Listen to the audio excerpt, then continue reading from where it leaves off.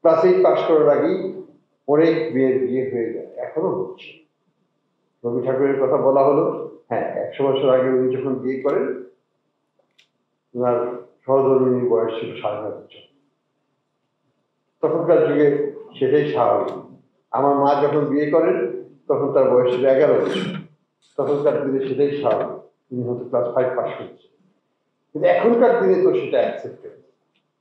আমরা মনে করি যে অন্তত পক্ষে প্রত্যেকেরই হাই স্কুলটা পাস করার একটা অধিকার আছে, এবং তারপরে তার সিদ্ধান্ত হতে পারে কর্মজীবনে যাবে না অন্য কোনো ব্যবসায় যাবে, চাকরিতে যাবে, বা অন্য কিছু করবে।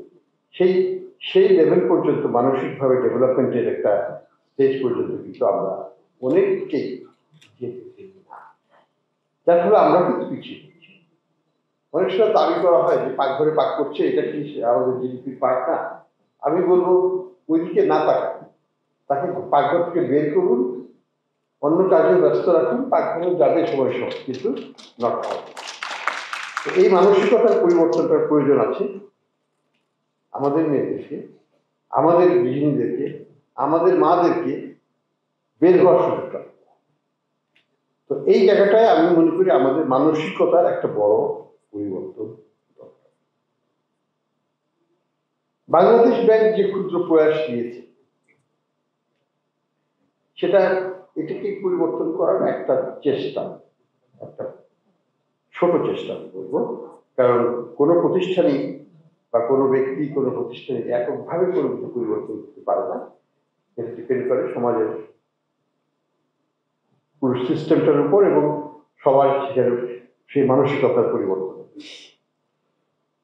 আমরা যেটা চেষ্টা করছি যে আমি মনে করি যে আমাদের সবচেয়ে বড় সমস্যা এখন হচ্ছে অ্যাক্সেস টু ক্রেডিট, অর্থাৎ ক্রেডিট পাওয়ার সম্ভাবনাটাই আমাদের কম,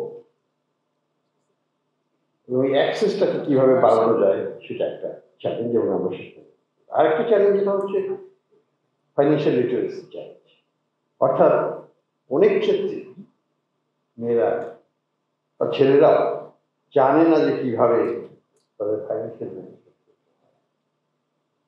বিজনেস বা চাকরি যাই করি না কেন, হাউস হোল্ড ম্যানেজমেন্ট যেটাই করি না কেন, আমার কিন্তু ছোট হোক বড় হোক যে হোক, আমি কিন্তু প্রত্যেকেই কিন্তু একজন সিএফও, এবং একজন সে তার বাড়ির সিএফও, সে তার ছোট ক্ষুদ্র পরিসরের সিএফও অথবা বড় ব্যাংকের সিএফও, যাই হোক না কেন, তাকে কিন্তু ফাইন্যান্সিয়াল ডিসিশন নিতে হচ্ছে প্রত্যেক দিন। কিন্তু উইদাউট অনেক ক্ষেত্রেই ফাইন্যান্সিয়াল লিটারেসি থাকে। সেজন্য আমরা দুটো জিনিস চেষ্টা করছি। একটা হচ্ছে যেটা আমাদের ডেপুটি গভর্নর বললেন যে এজেন্ট ব্যাংকিংয়ে 50% এজেন্ট মহিলা হতে হবে। আমরা চাই প্রত্যেকেই আপনারা চেষ্টা করবেন এবং সাকসেসফুল হবে, কোনো সন্দেহ নেই।